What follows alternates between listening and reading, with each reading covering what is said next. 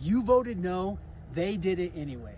In 2023, our county commissioners tried to unilaterally raise property taxes to build a $105 million jail.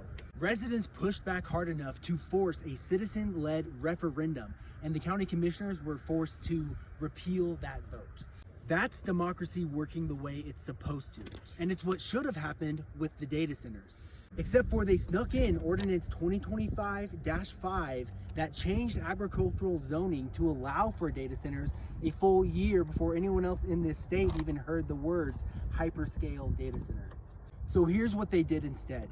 The commissioners found a new sales tax they could impose without ever having to ask voters.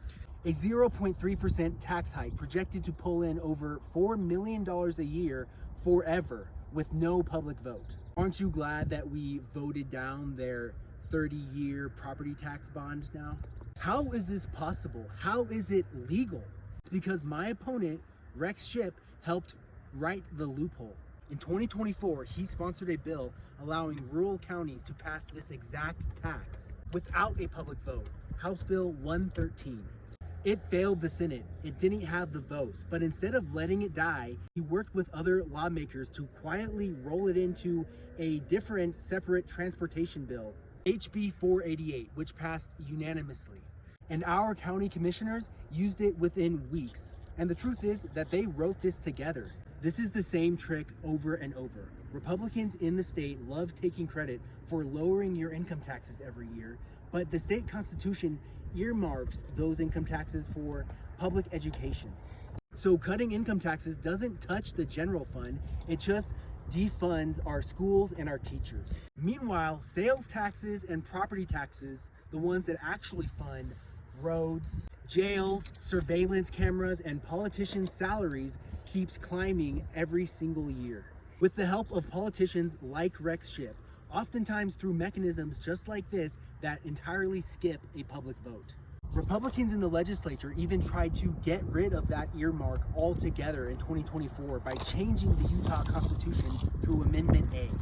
And a judge threw the whole amendment out because legislators failed to follow their own public notice law. And let that sink in. They neglected their legal duty to even tell you about the vote. Why do you think that was? Taxation, no representation. Residents of this county already pay state and federal taxes that help fund jails and courthouses everywhere else. And now we're paying a permanent local tax on top of that for something that we already said no to once. Listen, I know that we need good jobs here in Iron County, but unlike your county commissioners, I actually respect the will of the people. When they vote it down, we don't bring it back up. We don't pass it another way. When I say that I'm running independent, this is exactly why. It's not about party.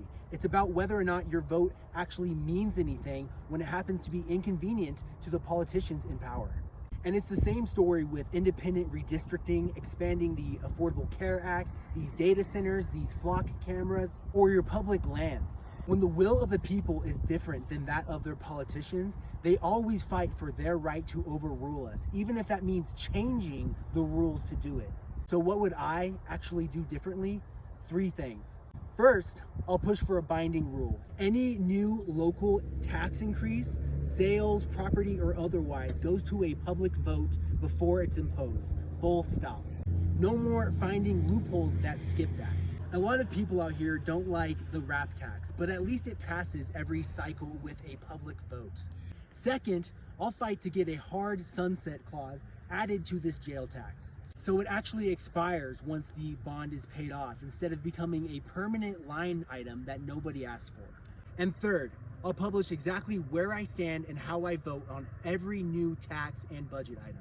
No vague statements, no go educate yourself when someone asks a direct question. You'll always know what I did and why. That's what it means to be a public servant. Too many politicians in office today have forgotten that they exist to serve us, not to rule over us. We're their bosses, not the other way around. My name is Thomas Lovehart, and I'm running as a progressive independent to throw Rex Shipp out of office and keep Southwest Utah beautiful, affordable, and accountable. Vote for me, and I promise to work for you. I know that this campaign is a long shot. There's no doubt in my mind about that.